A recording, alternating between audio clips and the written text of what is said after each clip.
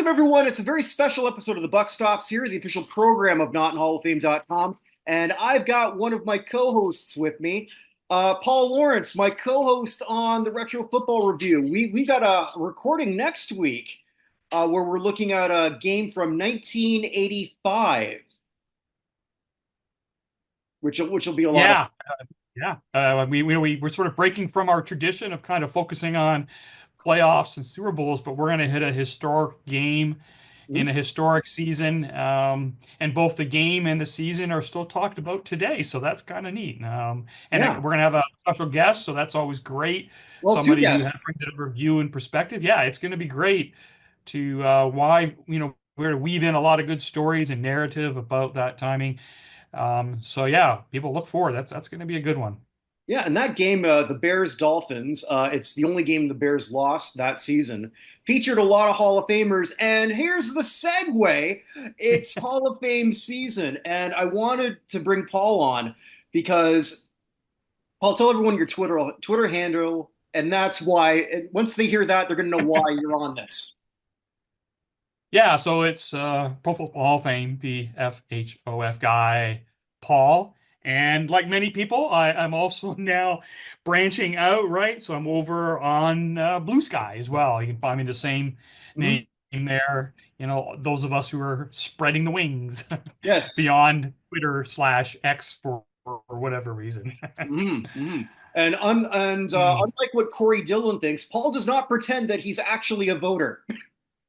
Oh, That's my tagline makes it pretty clear. I'm not a voter. I, Don't I, work for I the thought hall. so. I thought it Just was guy pretty with a clear ticket. that you're just somebody big on analysis of this, and I think that's really important for everyone to sort of like look at this because the rules have changed. First off, it's the first time that they've announced all these categories together in a press release. So we have one contributor, Ralph Hay, one coach, and Mike Holmgren, and three senior candidates, Jim Tyrer, Maxie Bond, and Sterling Sharp. For a second there. I think, wait, did I get the wrong Sharp? But No, you got it right. You got it no, right. I got it right. But all of a sudden, you Yeah, I start know. doubting yourself. But this is where it gets really, really interesting because on first thought, you might think, or at least that's what I would think if I wasn't paying attention, if I was a uh, pay, casual viewer to all of this, that okay, so we could have all five. Well, there's zero chance of all five. They made that Yeah. very clear. It's a maximum three, and they're all competing against each other in their own group. So voters presumably can vote for three. Maybe they don't even have to. I don't even know that. And that person's got to get 80%. And if nobody gets 80%, which is certainly possible, mathematically speaking, only the top person of this group of five will advance. And I'll go on record. I think that's more likely the outcome, that it's only going to be one person. Possibly two, it will not be three. I'd be shocked. I hope it is, but I don't Yeah. think so. What do you think? No, I think you're right. I mean, if people think about this, so we're going to have 50 total voters on the selection committee. And some of those voters served on these blue ribbon panels that came up with these five individuals. So they're going to be there and prepared, and they know the case. And someone from each of those groups will present these each of these individuals. But otherwise, as a total, you've got these 50 voters. So maximum, it's 150 votes. People can get a napkin out and a pencil like we did, and you can start to run the math and figure out, well, when are you gonna you start, if you assign 58 to a guy like Shannon Sharp, or if you give 54, or sorry, not 54, 48 votes to Holmgren and 44 votes to Sterling Sharp. And then you begin to realize, well, I'm quickly running out of the 150, and you start getting guys splitting votes. So yeah, I mean, it could be a sense where, three of these guys end up, getting 20 votes here, 18 votes here, 32 votes here, and before you know it, they're not getting that threshold. And that's new to this whole system where, over the years, Hall has introduced a pathway for contributors. We've had a pathway for seniors since the early 70s, and more recently a pathway for coach. When I say pathway, when they get to this level as a finalist, they get presented, they would get voted on it, and if they got 80%, they're in. It's a pathway directly for each individual. But as you, Kurt, as you just elegantly described, The rules are a lot different in the new process this year where they're going to compete against one another. And you're absolutely right. I mean, just because there's five finalists representing these three categories, there aren't enough votes to get them all in. And it's a maximum of three. And you're absolutely right. It's the first time this kind of strategic thinking about how this might work and the math of it. It'll be interesting to see how the 50 voters think this through. And you're right. I mean, they could stumble along and only put one in because they split their votes among the other four and nobody hit that magical 80%, which is going to be essentially, 40 out of the 50 votes. Um, and I think it's probably likely two, but you're right. I mean, I think people need to get in their head that even though it says a maximum of three and there's five, first of all, two are not going to get in, and it's and likely if it's only two out of the five, then three are not getting in. That's Mhm. different for this process. The modern one, yes, we're see those names in the 15 next later this month actually, and that process does end up kind of similar in terms of, but for this particular group, yeah, it's going to be a brawl in that room, It's and the very advocates interesting. making cases and trying to figure out, can I get enough votes to get my guy in? Well, let's start off with the five names. I want to start off with a contributor, someone who I think might have the least chance to get in, and that's Ralph Hay. That shocked a lot of people. I'll put myself in that category. I think a lot of people thought Robert Kraft, the legendary owner, who's still alive and still with us and could enjoy it, brought the Patriots six Super Bowls, saved football in Boston, as Evan can put it so much better than I can. He's going to have a real hard time getting through, especially when there might be some people in that room who might think that he's not even the right candidate. What do you think his chances are, and where do we go from here if he doesn't get through? Yeah. I agree with you. I think of the five, given what the math we just explained, and the fact that only a maximum of three can get in, I don't see how the math helps Ralph Hay out. I think there's a couple factors, and unfortunately, we that was released actually a week or so earlier than the official announcement that's come out. So we already heard some anonymous quotes from some voters who are kind of like, who is he? Only a historian would know that, which is kind of an insulting thing to say to voters, some of whom are historians, and actually historians for the first time actually served on these blue ribbon panels as voters, helping to select these finalists. And so you start hearing that, and then I think you're right. There's probably a cohort of those voters who were like, why isn't this Robert Kraft? And not that they're anti Ralph Hayes, but they might just say, listen, if it isn't crap, I'm not going to vote for the contributor. Why? I can put my three votes in four other places, right? So they have an out. And of course, it's all private. The votes aren't revealed to any of the voters. Nobody knows. And so people can just sit back on the sidelines and say, well, no, no, sorry, I don't really care about Ralph Hay. And so he's going to have a really difficult time. The reason he's here is some of the members on the blue ribbon panel, which they call them, which were seven voters and two historians, nine. Mhm. Um, they've been One advocating. who's a friend of the show, I just want to mention Yep, Ken Griffin. yep.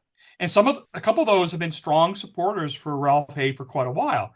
And we don't know in previous years when this process would work through. We don't always know who all's considered right. We know who ends up being the finalist.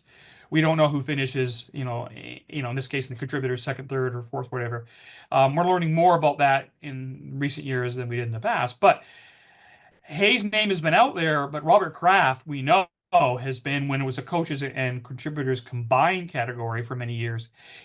We heard informally that he was always one of the top five, top three, and I think a couple of years ago, rumor got out that he was second. So his case is there; people are familiar with him.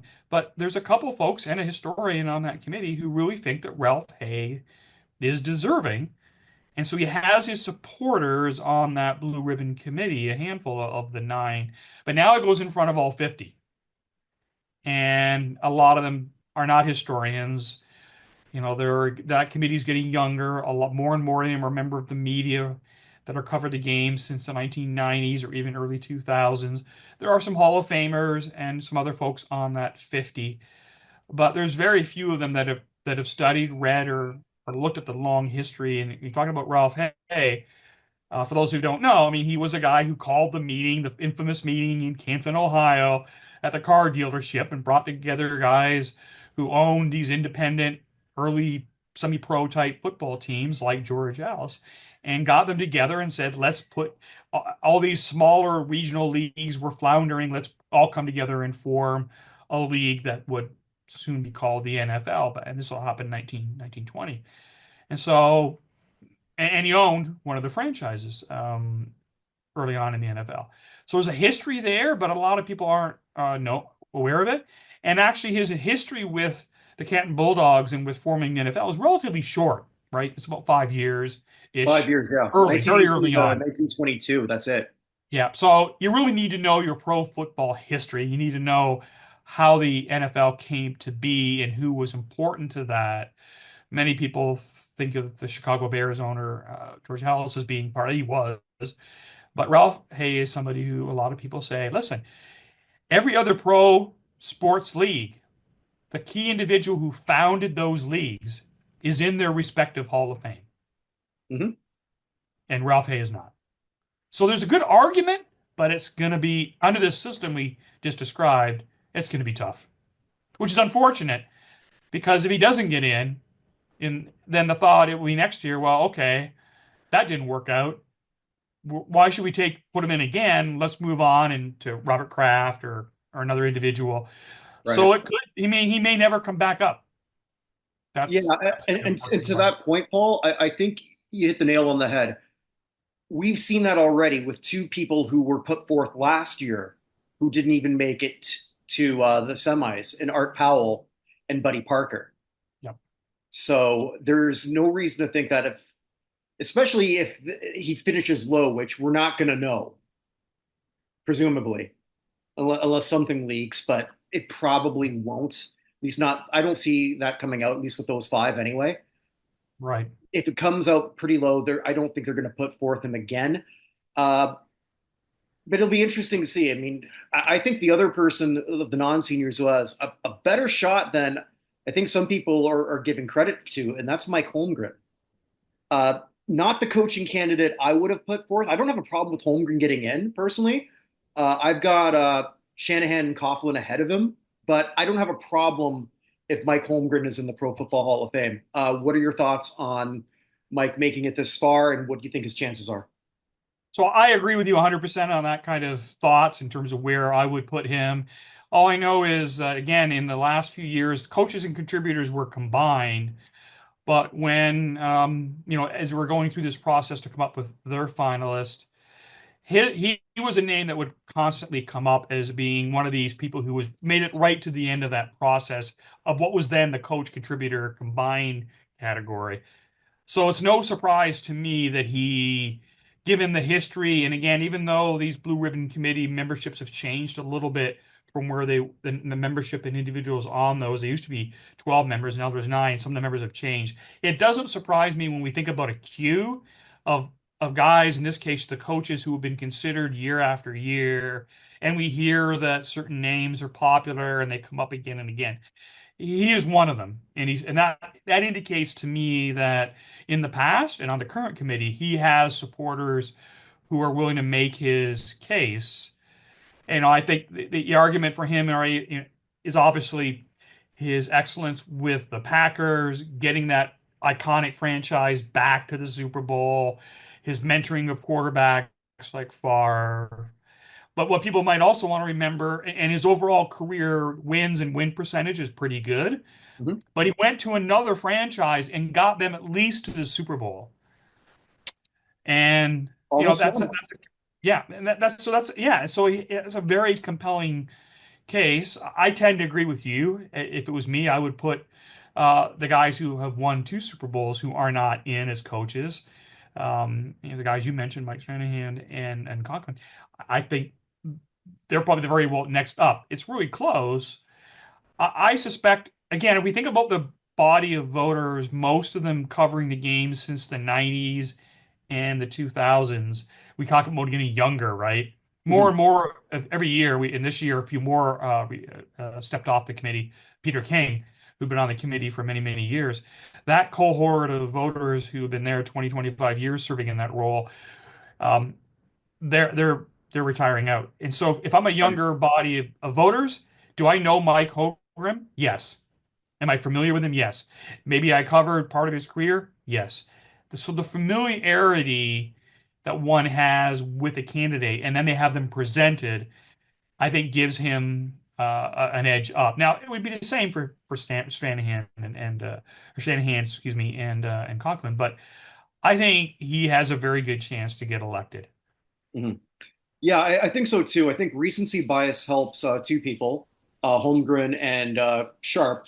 And let's look at the three players. I don't have a problem with the three players that they chose on field. I'm a big stand for Roger Craig. Obviously, he's not here, but we're going to celebrate the three who are here. Uh, Again, so we have Sharp, who's here, Jim Tyrer, and Maxi Bond. And Jim Tyrer is fascinating that he's here. And Yes. on the field, you could argue, and I think I have, that he's probably got the best on field argument for any senior candidate, period. You can make a claim for that. I might have even made a claim for that with the ones who were left over. But there's a big asterisk here. I'll let you sort of like tell everyone about that. Yeah, so for those who aren't familiar with his credentials, he played with the Chiefs in the 60s, has a wealth of accomplishments of all pro and all decade selections. He has all of the, he checks all of the boxes of a kind of a player, and many people have seen him as an offensive lineman, very, very well deserving, to the point that I'm trying to remember looking this up, but it's either 1980 or 19 in 1981, he would have been eligible for the first time as a modern candidate. Now, again, there wasn't much press release or there Well, weren't he guys like was us a talking finalist about in it. '81 because I did look that Yeah, up. So he yeah, was a finalist. Yeah.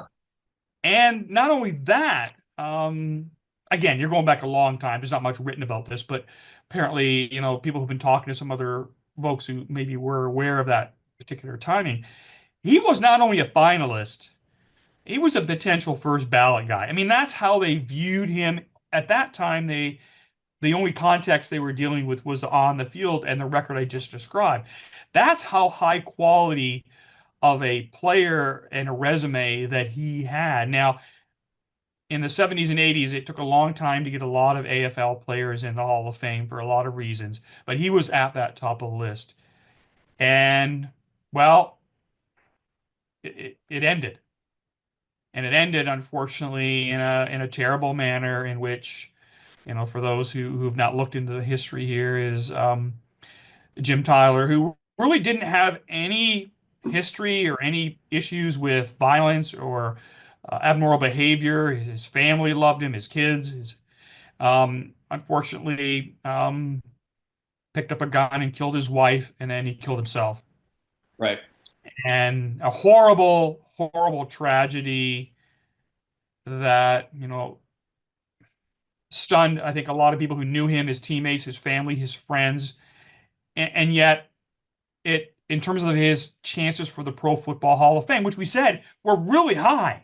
Maybe he didn't get in that year, but he was seen as a very, very, very, very strong Well, candidate. I think Were too, because disappeared. yeah, because I So, was looking that up. So he was a finalist in '81, and I'm assuming that they held that. I don't know when they would have held that vote exactly, but the incident took place in September of 1980. So I yeah. don't know when they announced the finalists for '81. Now it, I don't want to say it's rigid, but at least we know the week where we can expect it. I don't know when it was I still think it's around the same timeline. It would have been back then. December, maybe in Okay. January. Um, but again, he before the horrific Mhm. um, murder suicide, he would have been moving through that process, right? He would have been the voters would have been looking at his case. He would have been moving through the various rounds.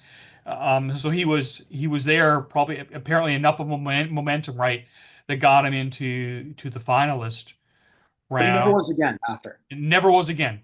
Um, and at that time, back in the 80s, right, we didn't.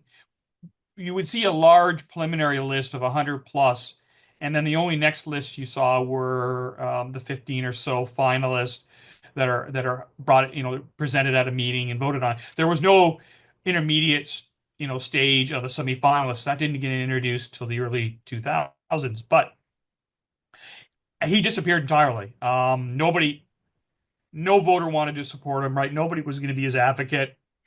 There are, of course, at that time, you could easily push somebody to the side because there were dozens and dozens and dozens other players, right, that were deserving and needed to be considered. And that's the kind of thing with the Pro Football Hall of Fame. If you fall off the radar and you don't have an advocate, um, you could just disappear because God, there's always a bunch of other guys coming forward, and every year there's a whole new group of first ballot. So Mm. you disappear and you never come back. And so he never came back in the modern process. And then when he was eligible to be a senior, those are the years when we were only electing one or two If seniors a that. year. Yeah, if they even got elected. And he would have been if he was in that queue, we wouldn't have known about it because we weren't informed. In that stage, there was no preliminary or semifinalist or even finalist list of seniors. That knowing that kind of information has been just the last 2 years. But the point is a deep pool in that seniors when he would have been in there. And again, it's easier just to exclude a guy for whatever reason because there's always 10, 20 more guys, right? That, okay, let's talk about them. Let's talk about them. And he just gets forgotten. And nobody's stepping aside and say, listen, based on the field and his career, he should at least be considered. And as far as we know, he never has been. And then this, more information's come out in the last year or two. Um, some good media articles, a lot more focus interviewing the family, kind of changing the narrative a little bit about what happened and who Jim Tyler as a person was and a player was. And that must have resonated enough with this particular new group of 9 members of the Blue Ribbon panel this year under the Mm. seniors to move him all the way through their preliminary list to their semifinal list to their final list of 9 that they were looking at, and then to be in the top 3. And for the very first time, we'll get his case presented to the full selection committee and presented and discussed. And it gets a little tricky here because the Right. all election rules that have been strengthened and only reinforced this past summer as the Hall revamped their election process clearly states that in that meeting, when they're presenting a candidate, a player, a coach, a contributor, um, the only items that are relevant for presentation and comment and discussion, which there is between the voters once after the presentations, they ask questions, they debate, they talk about this, is they cannot consider off the field. Mm. And but here's the challenge with his case. Everybody knows the off field. Right. Horrific. And I It's guess everyone's magnetness. assuming that it's CTE.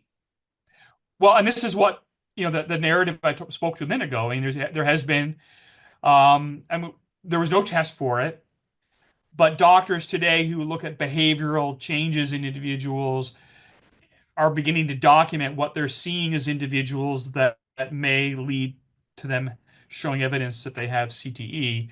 Mhm. Doctors are now looking at me. He checks all of those boxes from what we know about. He had interaction with his doctor and medical professions around that time, Right. and because his family was noticing his behavior was changing.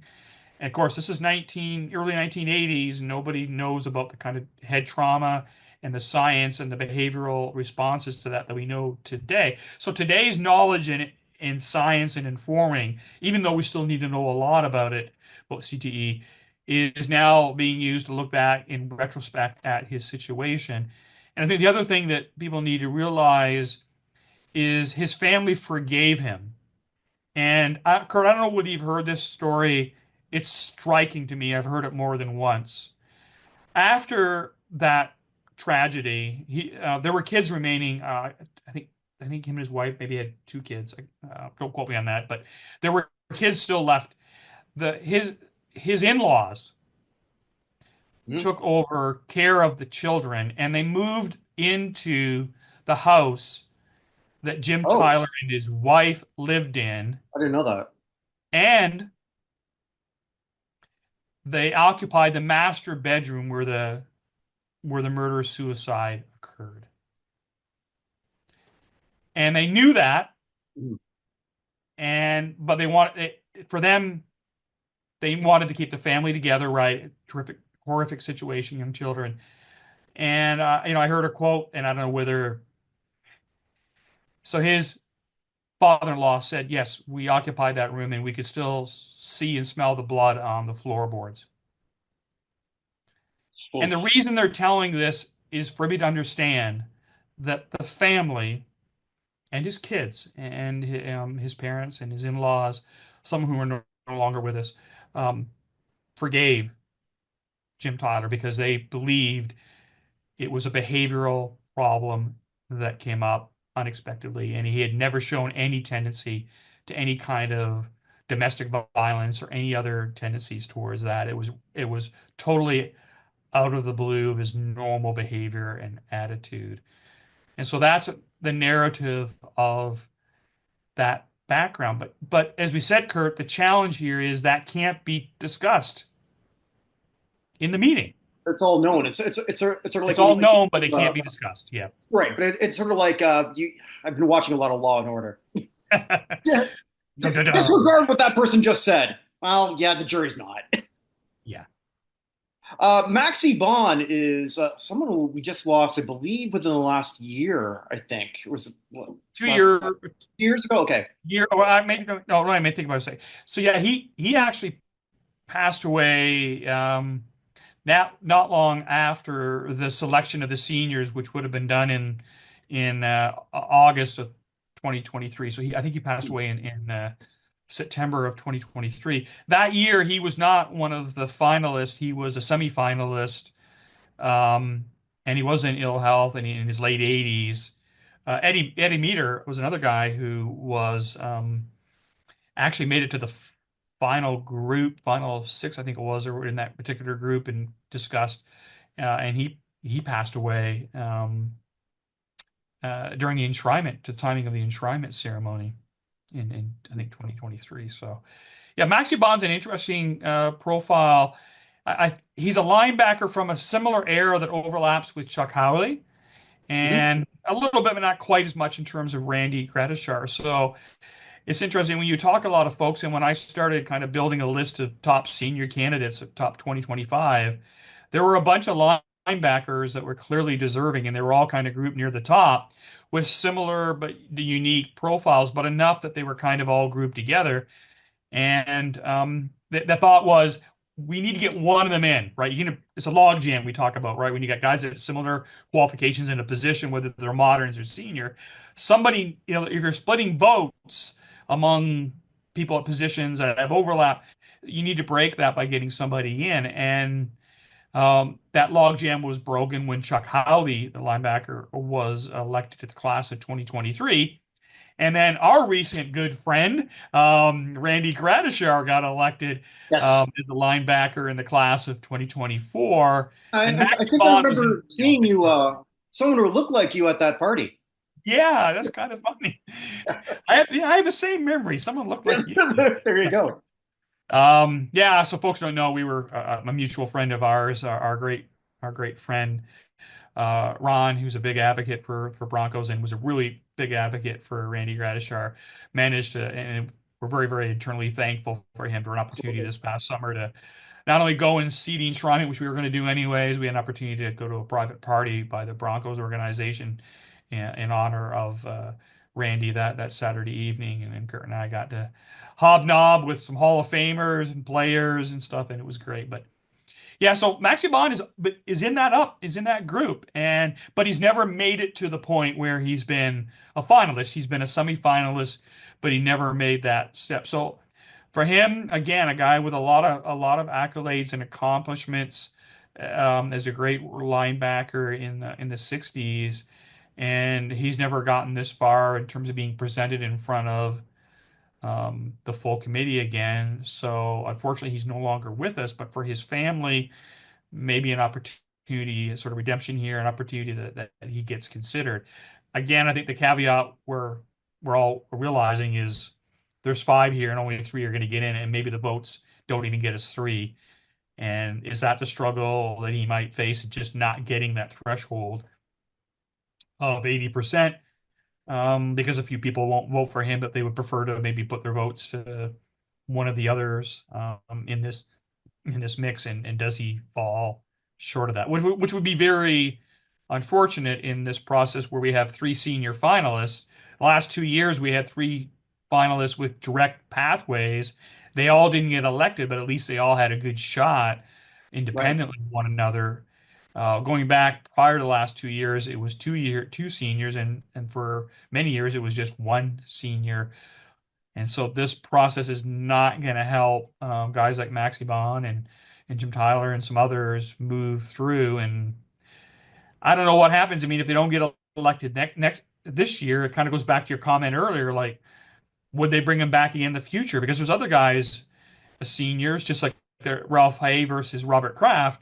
And like you said, the situation with Powell and Parker last year, these committees want to bring forth the best candidates, but they also want to bring forth guys that have a chance to be elected. And if the full selection committee turns down a guy like Ralph A, or in this case, Maxi Bonham or a Jim Tyler, um, they go back to the queue, but maybe they go back to the back of that queue and Mhm.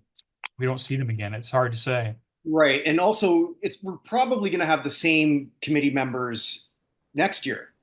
I mean, if it does change, it might only be by one or two. Yeah.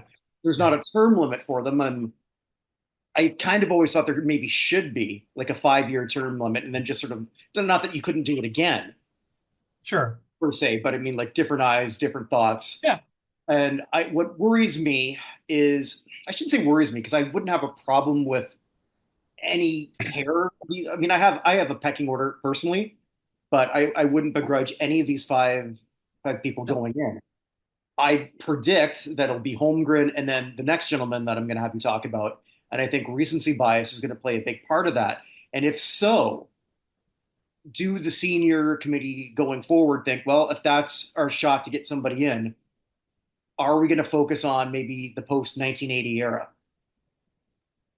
Yeah, and the same could be said for the blue ribbon panels, right? For the coach and the contributor going forward. Is we saw the coach get turned down, Buddy Parker, last year. There were some issues swirling around that, but it's the issue you just pointed out. He coached in the 1950s. Ralph Hayes uh, contribution to the league was 1920s.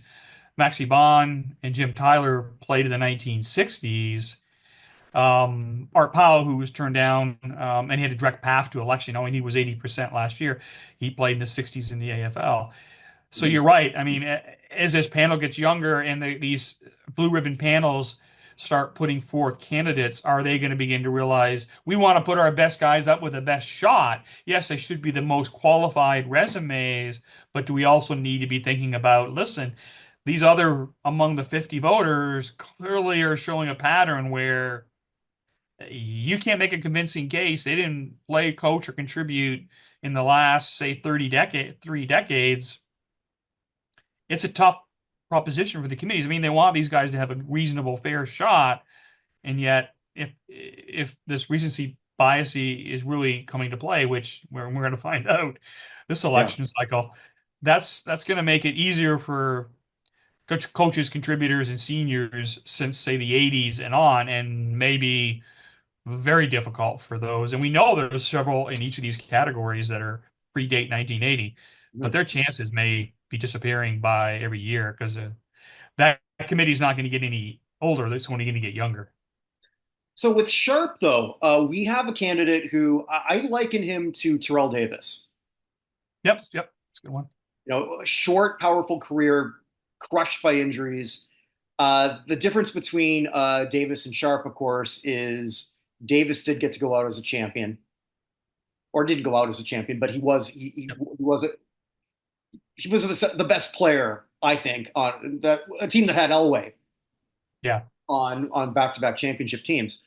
Sharp wasn't able to do that, but our mutual friend, another person that we hold in high esteem, Jack Silverstein, uh, he is the biggest advocate. Who's a big Bears fan, Yeah. right? He should Because hate every Packer that ever lived, but in this on the case, he field, I'm doesn't. sure he did. It's sort of like the same way that I feel about a lot of NFC South guys as a Saints guy, right? But and just might be why I'm probably the biggest in our group on Cam Newton, but that's Yeah. a story for another time. Sharp is, in terms of talent, he had it. He had it all. Missing a couple accolades, but this goes back to that question of you can't a lot. Well, some of these players go or these voters go, what if? Because you can't Yeah. go on what did occur, and did what he do on the field, was it enough? As brief as it was, but Tony Baselli got it. Yeah. I feel that there's a pathway for Sharp, especially in this group when he stands alone as the only offensive skill player here, also as the only player that you can look at. You can look at a lot of footage on Sharp. Yes. Yep. It's really hard to do that for the other two.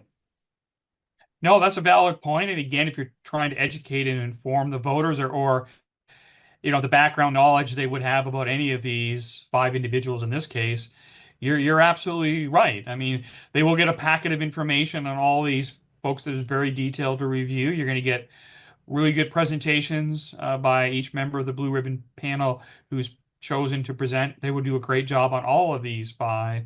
But you're absolutely right that yeah, there's a lot more as they go into this. They're going to be much more familiar with. The name recognition is going to be right there.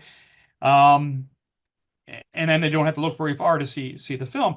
And yes, you're right. I mean, people ask, well, why hasn't he been elected before now? Well, two things. One is when he had his 20 years as a modern candidate, it was extremely rare, and we can only name a few guys who got elected with careers less than 10 years. The voters kind of use that as an informal benchmark. It wasn't any kind of formal criteria and rules because the hall doesn't have any of that Right. to give to the voters. The voters make up their own opinions. But that was very rare. Now, that's the committee that existed, the 40 plus members in the 1990s and 2000s. It's a whole different group. There's been a lot of changes in that. It's expanded to 50. There's a lot of new members, about turnover, and they're now viewing players a lot differently. And you just mentioned two guys, modern candidates who moved through the process. It took several years for both of them, but they got to a point where the committee, the full committee, was willing to consider a guy an outstanding high peak but short career in the two guys, Terrell Davis and Tony Baselli. And then on the senior side, Ken Easley, the safety from the Right. Seahawks. He didn't play a decade, but he had multiple All Pros and he was Defensive Player of the Year from a small market that didn't win anything, by the way. But hey, at that time, so good. So that's how you see that mindset has changed. And so, okay, so why hasn't Sharp been a senior candidate then more recently? Well, we said that pool is very deep of a lot of great players that have gotten in the last few years, and he's been in that top. We keep his name comes up. As you say, he has a really kind of niche where he fits in terms of the type of player, the position, and the era. So he's always been in that mix. And I think a lot of us the last few years really thought he was a guy that was going to move up. And he has been consistently. Looking at my numbers, he was a semi-finalist when we started getting that information with the class of 2023 for the first time. We would see semi-finalists. He was in the final six in 2023 election. In 2024, he was in the final 12. And then this year, obviously, he made it from 9 to 6 to the final 3 here. And so he's been in the queue and he's made, that march up for, which means he's got credentials and he's got supporters among that panel. And Mhm. again, if you look at the math, there's five of these guys and there's one will be elected, as you mentioned. If nobody gets to 80, the next top person, and that has to be Sterling Sharp. One other thing I want to note about, and I don't think this detracts from his case. People are making another reason is he has a high profile brother who's a Hall of Famer who's in the Doesn't media. hurt. And in his speech, called out the need that his brother should be elected. His speech in Canton during his enshrinement Shannon Sharp said, "My brother deserves to be here as much of maybe I think the quote was as much or more than I do," which is great for a brother. But and in the media, and people are saying, "Well, that's his case." It's not. If No. you look at his numbers, I mean, we want to talk about a peak. This guy, what, 3 seasons of over 90 catches, 4 seasons well over 1,000 yards in the early 90s, right? For about 5 years, there was only one other wide receiver in the NFL who was better than Sterling Sharp, Right. and that was the GOAT himself, Jerry Rice. Mhm. Um, but he still managed to secure three first-team All-Pro. Think about that. At a time when Jerry Rice maybe wasn't in his peak, but was still a He's still major, Jerry Rice. yeah, in the early 90s. Mid in his, he was still a tiny he was. Think about that for a moment. That Sterling Sharp achieved enough in three of those seasons of a short career to supplant Jerry Rice as the first team Associated Press All Pro, and enough of that in a short career to make the All Decade team in the 1990s, even though he didn't play the whole decade. And as you mentioned, wasn't able to secure a ring, which it's a team honor, but it still is something that voters will check off the box for candidates. So I don't think with any doubt that there will be one out of the five. We know that guaranteed one of these is going to get in, and I have no doubt it's going to be Sterling Sharp. Yeah, I think it could be. So I actually think that they might lean more Holmgren over Sharp personally, but I don't know. It's going to be one of those two, possibly both. If somehow a third squeaks in, I would imagine it's Maxi, but I don't know. Yeah, But that's that's where why it we, gets really, yeah. yeah. Where the math gets really tricky because you could think about it. I don't think Ralph Hay is going to get enough, but how many votes does he get out of that total 150? And then you look at Maxie and Jim Tyler, and you're like, how is that split? Are they going to lean one way enough to get them to 40? Or could it be a split where both of them say end up in the 30 counts or high 20 votes? And that's not going to be enough because they need to get to the 40. We'll never know. We won't know the vote counts. We may know a little bit about the order, but we probably won't. All we're going to know is who got in, and those who didn't. Whether one stole votes from another, we're not going to really know that nuance of the process, because they're gonna each be presented in turn, discussed, and then the 50 members will be handed a ballot with five names, and they can only check three. That's it. Mhm. Done. Yeah, and They're in, they're not. we'll know that in the next couple months, and maybe we'll be doing a live show from Canton at one point. I don't know. We should probably work on that one. Yeah, so the folks, just so you know, we're going to hear the modern finalists of the 15 on December 28th. The committee will, I think they're trying to, for the first time since COVID, get the full 50 members to meet in person. That usually happens in about mid-January, and that's when this group will be considered an election as well as the election of the moderns. And then we all sit and wait. And the Thursday night before the Super Bowl, I think it's February 6th, during the NFL Honors Show is when the results will be officially reviewed for the class of 2025, which could range anywhere from the minimum of three by bylaws and up to a maximum of eight. But we suspect, along with the moderns and with this group, that we're probably looking at a smaller class.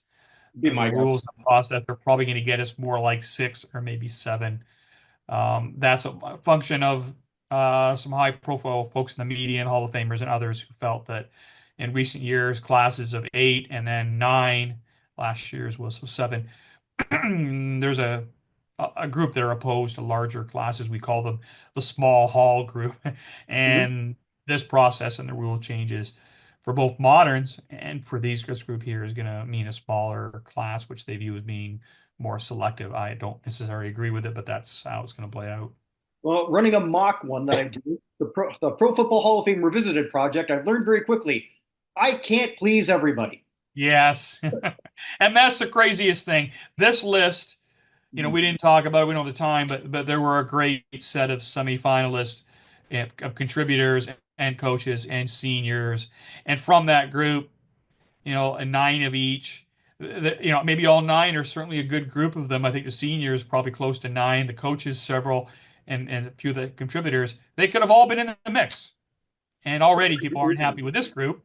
And as we mentioned, um, there's five and they're not all going to be elected. So there's going to be people who are going to be upset when they see only two or three of these people actually get elected because they have advocates. They all have strong cases. They're all deserving, but it's a numbers game, literally. Yep. And if you're upset at what happens, just don't respond to the voters and go, it's a joke. I think people don't understand and they don't think it through. There are a lot of deserving candidates in every one of these categories. No, absolutely. And you just end up, and it's not that they're not deserving if they don't get in, including the guys here of these who won't get in.